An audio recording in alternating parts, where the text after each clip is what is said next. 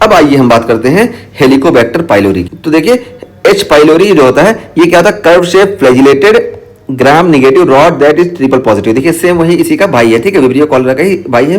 Means यहाँ पे देखिए खानदान एक ही है। ये देखिए यहाँ पे विब्रियो कॉलरी यहाँ लाई कर रहा था और ये देखिए हेलिकोबैक्टर पाइलोरी यहाँ पे है, ठीक है। तो हेलिकोबैक्टर पाइलोरी यहाँ है। विब्रियो कॉलरी का इंपॉर्टेंट पॉइंट क्या था कि ग्रो इन अल्कलाइन मीडिया, तो अल्कलाइन मीडिया में ग्रो कर सकता था, जबकि हेलिकोबैक्टर पाइलोरी जो होता है ये यूरियस पॉजिटिव होता है, यानी यूरिया का प्रोडक्शन करता है, ठीक है। तो यूरियस पॉजिटिव ये होता है।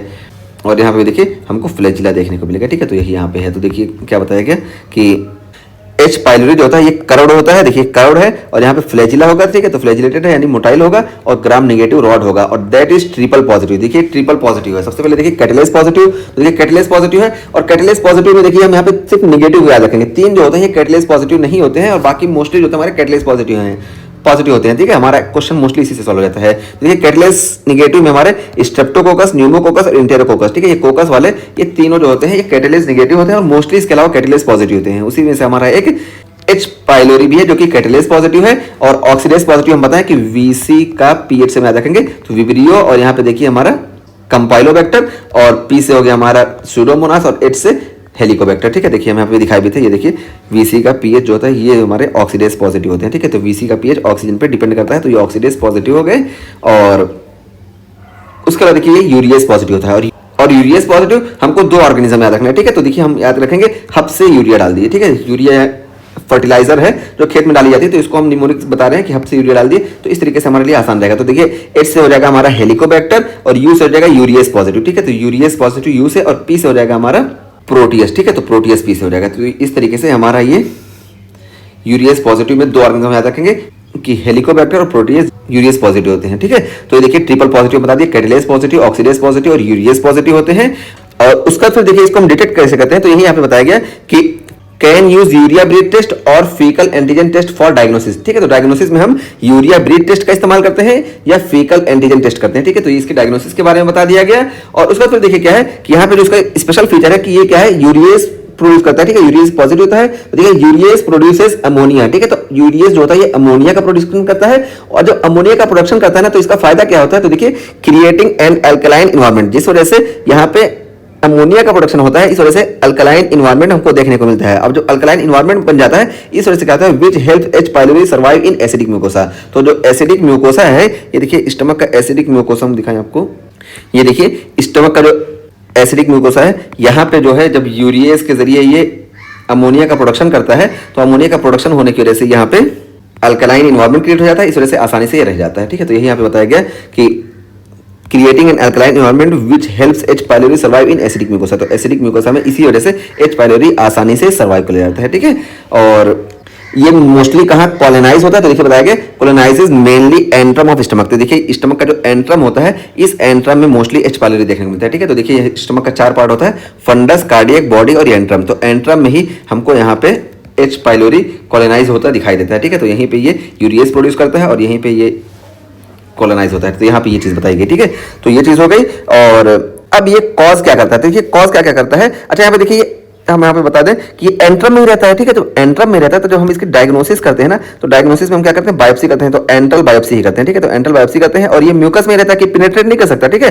पेनिट्रेशन की इसमें कैपेसिटी नहीं होती है, पेनिट्रेट नहीं कर सकता, सिर्फ यहाँ पे म्यूकस में ही रहता है, ठीक है। तो यहाँ पे इसी वजह से हम यहाँ पे एंट्रम की बायोप्सी करते हैं, और यहाँ पे ये हमको डिटेक्ट हो जाता है। तो देखिए हम यहाँ पे लिख दिए कि दैट्स व्हाई बायोप्सी साइट जो होती है ये म्यूकोसा ऑफ एंट्रम, ठीक है। तो एंट्रम का म्यूकोसा होता है। और यहाँ पे देखिए मैं भी लिख दिया कि ये नॉन इन्वेसिव होता है बट कैन माइग्रेट प्रॉक्सिमली, ठीक है। तो यहाँ पे है ये देखिए ये अंदर तो नहीं जा पाएगा, लेकिन ये प्रॉक्सिमली माइग्रेट कर सकता है, ठीक है। तो यहाँ पे ये चीज यूरियस में होती है फीचर। और उसके बाद फिर देखिए क्या क्या कॉज करता है, तो कैन कॉज गैस्ट्राइटिस। तो देखिए गैस्ट्राइटिस कॉज करता है, और टाइप बी गैस्ट्राइटिस कॉज करता है, ठीक है।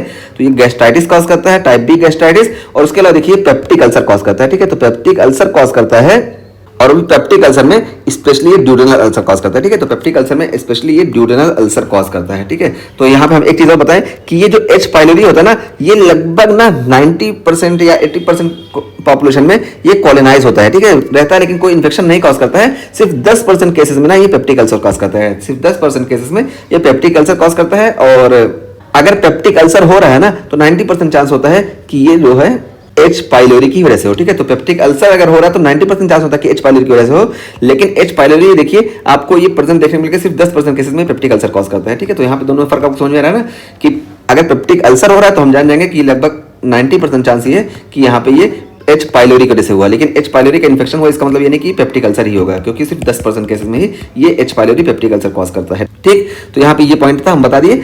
और उसका फिर देखिए यहाँ पे बताया जा रहा है कि ये और क्या कॉज करता है, ठीक है। तो देखिए risk factor for peptic ulcer disease gastric adenocarcinoma, ठीक है। तो देखिए यहाँ पे कैंसर का भी रिस्क होता है और ये गैस्ट्रिक एडिनोकार्सिनोमा ये मोस्ट कॉमन मैलिग्नेंसी है पेप्टिक अल्सर डिजीज की वजह से, ठीक है। तो पेप्टिक अल्सर की मोस्ट कॉमन मैलिग्नेंसी जो होती है गैस्ट्रिक एडिनोकार्सिनोमा होती है। और अगर हम मोस्ट स्पेसिफिक मैलिग्नेंसी की बात करें तो ये माल्ट लिम्फोमा होती है, ठीक है। माल्ट लिम्फोमा उसमें भी देखिए मार्जिनल जोन लिम्फोमा होती है जिसमें T11 18 ट्रांसलोकेशन देखने को मिलता है।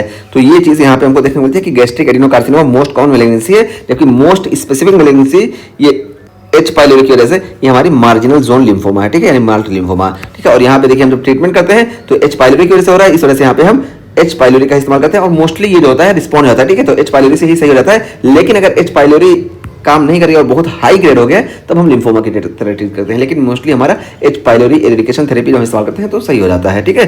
तो यहाँ तक हमारा पूरा टॉपिक कंप्लीट हो गया। एच पाइलोरी का हम बता दिए कि यहाँ पे ये ट्रिपल पॉजिटिव होता है और इसमें जो यूरियस पॉजिटिव होता है इसको स्पेसिफिक फीचर देता है कि ये अपना रहने का घर खुद बना लेता है, ठीक है। यानी जीआई जो है यहाँ पे देखिए जीआई में एसिडिक इन्वायरमेंट होता है, लेकिन यूरियस के जरिए यहाँ पे ये अल्कलाइन इन्वायरमेंट क्रिएट कर लेता है और अल्कलाइन इन्वायरमेंट क्रिएट करके यहीं पर रहता है, लेकिन ये पेनिट्रेट नहीं कर सकता, बस ये प्रॉक्सिमली माइग्रेट हो सकता है। और 80% पॉपुलेशन में ये पॉजिटिव होता है, ठीक है। 80% पॉपुलेशन में प्रेजेंट होता है, सिर्फ 10% में ये पेप्टिक अल्सर कॉज करता है, ठीक है। पेप्टिक अल्सर 10% में कॉज करता है और अगर पेप्टिक अल्सर हो रहा है 90% चांस होता है कि ये एच पाइलोरी की वजह से हो, ठीक है। तो देखिए हम दोनों चीज आपको फिर से एक बार बता दिए। और पेप्टिक अल्सर की वजह से हमको देखिए कार्सिनोमा देखने को मिलता है, तो मोस्ट कॉमन कार्सिनोमा एडिनोकार्सिनोमा होता है और मोस्ट स्पेसिफिक जो होता है हमारा माल्ट लिम्फोमा होता है, ठीक है, मार्जिनल जोन लिम्फोमा। और यहाँ पे हम डायग्नोसिस में देखिए यूरिया ब्लीड टेस्ट करते हैं, ठीक है। तो यूरिया ब्लीड टेस्ट हम यहाँ पे देखिए बता गए थे कि यूरिया ब्लीड टेस्ट करते हैं या फीकल एंटीजन टेस्ट करते हैं, ठीक है। और उसका फिर देखिए यहाँ पे हम स्ट्रेन में वार्टिन स्टारी सिल्वर स्ट्रेन करते हैं। देखिए वार्टिन स्टारी सिल्वर स्ट्रेन यहाँ पे हम एच पाइलोरी के लिए करते हैं, इसका स्पेशल स्ट्रेन है। और अब हम बात करते हैं ट्रीटमेंट की। तो देखिए ट्रीटमेंट में यहाँ पे ये सारा बताया गया, पहले एक बार इसको पढ़ देते हैं फिर हम यहाँ पे इसको और आसान कर देते हैं, ठीक है। तो देखिए most common initial treatment triple therapy, ठीक है। यहाँ पे ट्रिपल थेरेपी करते हैं। अच्छा पहले हम बता देते हैं, आपको ये समझ में आएगा, ये करिएगा नहीं तो ये। तो देखिए यहाँ पे जो इसका ट्रीटमेंट करते हैं ना, तो यहाँ पे हम ट्रिपल थेरेपी करते हैं या क्वाड्रपल थेरेपी करते हैं, ठीक है। तो शुरू में हम ट्रिपल थेरेपी करते हैं और इससे नहीं काम चलता है तो हम क्वाड्रपल थेरेपी करते हैं। तो देखिए ट्रिपल थेरेपी में हमारी ओसीए या ओसीएम रिजीम इस्तेमाल करते हैं, ठीक है। ओसीए या ओसीएम, तो देखिए ओ से हो गया हमारा ओमिप्राजोल और सी से देखिए हमारा क्लिथ्रोमाइसिन हो गया, और क्लिथ्रोमाइसिन हमको मालूम है कि ये मैक्रोलाइड्स है, ठीक है। और ए से हो गया हमारा एमोक्सिसिलिन, ठीक है। तो ओसीए, ओमिप्राजोल, क्लिथ्रोमाइसिन और एमोक्सिसिलिन ये है। अगर देखिए पेनिसिलिन सेंसिटिव केस है ना, तो यहाँ पे एमोक्सिसिलिन की जगह हम मेट्रोनिडाजोल देंगे। तो इसी वजह से हम पता है कि ओसीए या ओसीएम रिजीम का इस्तेमाल करते हैं। नॉर्मली ओसीए इस्तेमाल करेंगे, लेकिन अगर पेनिसिलिन रेजिस्टेंट केस है तो ओसीएम इस्तेमाल करेंगे, ठीक है। तो मेट्रोनिडाजोल, तो ओमिप्राजोल, क्लिथ्रोमाइसिन और एमोक्सिसिलिन या ओमिप्राजोल, क्लिथ्रोमाइसिन या मेट्रोनिडाजोल ये हम इस्तेमाल करते हैं ट्रिपल रिजीम में। और हम बताएं कि क्लिथ्रोमाइसिन जो है ये मैक्रोलाइड है। अच्छा यहाँ पे एक और इंपॉर्टेंट चीज बताएं कि इरिथ्रोमाइसिन जो है ना इसमें इफेक्टिव नहीं होती है, ठीक है। तो ये चीज थी हम बता दिए। और देखिए ये क्लिथ्रोमाइसिन जो है ये मैक्रोलाइड है। अगर बैक्टीरिया मैक्रोलाइड से रेजिस्टेंस हो गया ना, तो अब यहाँ पे हम इसको नहीं इस्तेमाल कर सकते, इस वजह से यहाँ पे हम क्वाड्रिपल रिजीम का इस्तेमाल करते हैं, ठीक है। तो क्वाड्रिपल रिजीम देखिए हम टर्म से याद रखेंगे। टर्म से देखिए टी से हो गया हमारा टेट्रासाइक्लिन, ओ से ही हमारा ओमिप्राजोल और एम से हमारा ही मेट्रोनिडाजोल और बी से देखिए हमारा ये बिस्मथ हो जाता है, ठीक है। तो बिस्मथ, टेट्रासाइक्लिन और बिस्मथ ये क्वाड्रिपल थेरेपी में एक्स्ट्रा आ जाते हैं। तो ओसीए रिजीम या ओसीएम रिजीम हमारी ट्रिपल थेरेपी होती है और क्वाड्रिपल रिजीम या क्वाड्रिपल थेरेपी में हम टर्म का इस्तेमाल करते हैं। हम बता दिए कैसे होता है। तो देखिए यही यहाँ पे बताया गया कि most common initial treatment is triple therapy. Triple therapy देखिए हम बताया कि यहाँ पे ओसीए या ओसीएम रिजीम का इस्तेमाल करते हैं। और देखिए यहाँ पे बताया गया कि एमोक्सिसिलिन, ठीक है। एमोक्सिसिलिन ट्रिपल थेरेपी में कौन कौन सी है, तो देखिए एमोक्सिसिलिन है और दूसरा देखिए क्लेथ्रोमाइसिन और तीसरा देखिए प्रोटॉन पंप इनहिबिटर है, ठीक है। तो प्रोटॉन पंप इनहिबिटर ये हमारा ओमिप्राजोल हो गया, ठीक है। तो ये चीज हो गया। इसको हम एंटीबायोटिक्स क्योर पाइलोरी, देखिए ए से हो गया हमारा एमोक्सिसिलिन, सी से हो गया क्लेथ्रोमाइसिन और पी से हो गया प्रोटॉन पंप इनहिबिटर। या तो इससे याद रखें या ओसीएम से याद रखें। और यहाँ पे देखिए बताया कि अगर पेनिसिलिन की एलर्जी है, ठीक है, पेनिसिलिन की एलर्जी है तो यहाँ पे हम मेट्रोनिडाजोल का इस्तेमाल करते हैं, ठीक है। तो पेनिसिलिन की एलर्जी हम यहाँ पे रेजिस्टेंस साइड बोल के आए थे ना, पेनिसिलिन की एलर्जी है तो मेट्रोनिडाजोल इस्तेमाल करेंगे, यानी ओसीएम रिजीम इस्तेमाल करेंगे, ठीक है। तो ये चीज हो गई।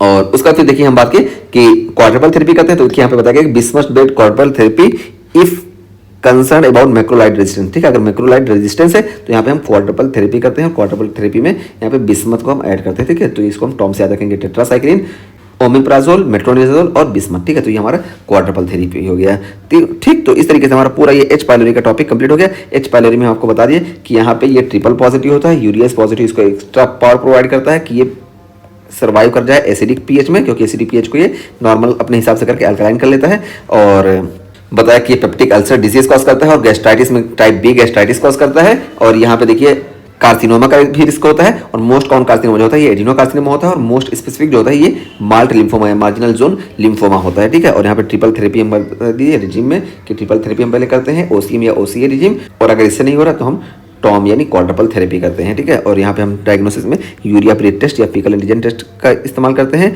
और स्ट्रेन में बताया कि वार्टिन स्टारिस सिल्वर स्ट्रेन का भी इस्तेमाल करते हैं। और यहाँ पे देखिए जो टॉक्सिन होता है ना, जो टॉक्सिन होता है, ये टॉक्सिन जो होता है ये कैग ए या वैक ए जीन टॉक्सिन होता है, ठीक है। तो कैग ए या वैक ए जीन टॉक्सिन ये टॉक्सिन होता है, ये भी इंपॉर्टेंट था। देखिए यहाँ पे हम बताया, ये देखिए, तो ये हो गया हमारा कैग ए या वैक ए। तो इस तरीके से हमारा ये एच पाइलोरी का टॉपिक कंप्लीट हो गया। एच पाइलोरी हम पूरा आपको बता दिए।